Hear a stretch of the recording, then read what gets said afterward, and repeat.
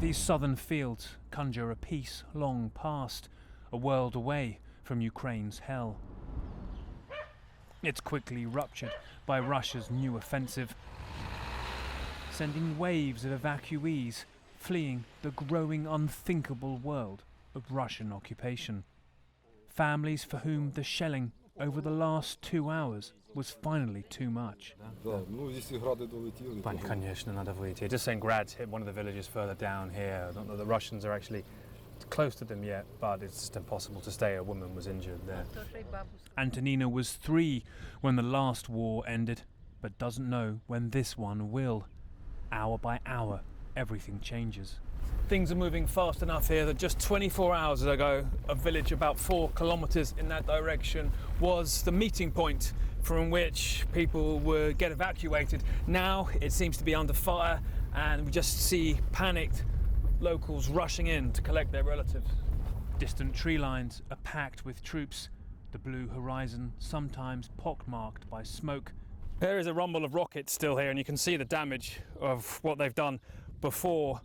But somewhere like this has felt to some degree that it had survived the worst of the war. But now in this second phase of the Russian operation, the brutality of those forces is essentially coming straight their way. The flag flies still in the spot here where Lenin used to stand, and it needs an army to hold it in place. People don't want and cannot live under occupation, he says. We've managed to get 7,000 out across our 100 miles of front line, some by bicycle, some in wheelbarrows or by foot. Here's where they're welcomed in President Volodymyr Zelensky's hometown, Kryvyi Rih. Talk of a sham referendum on Wednesday, trying to gentrify the Russian occupation, had many flee these past days, with queues of cars backed up for miles. This father and son lost a wife and mother respectively to a bomb, and even here do not want their faces shown. If they see us, they'll shoot everyone left there, he says. We left on foot, over the water in the river. For this family, it was about saving the eldest, fearing their 18-year-old son would be conscripted after the sham vote. The first time we tried to leave, they shot at us.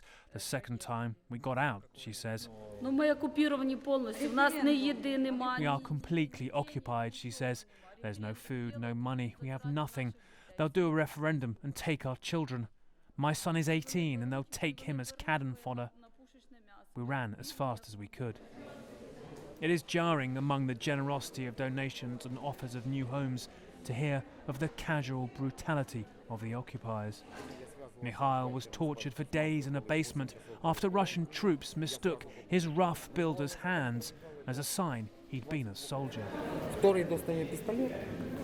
One got out a gun, a real one, he says. I saw it was cocked. 2 shots. They hit the concrete wall. I think it was a starting pistol. 2 other men then came in and talked less. They were drunk. One must have been a boxer, as he beat me in the same place, on my ribs, breaking 6 of them, rupturing a lung. Broken in parts here, but even as Russia closes in, still breathing. Nick Paton Walsh, CNN, Kryvyi Rih, Ukraine.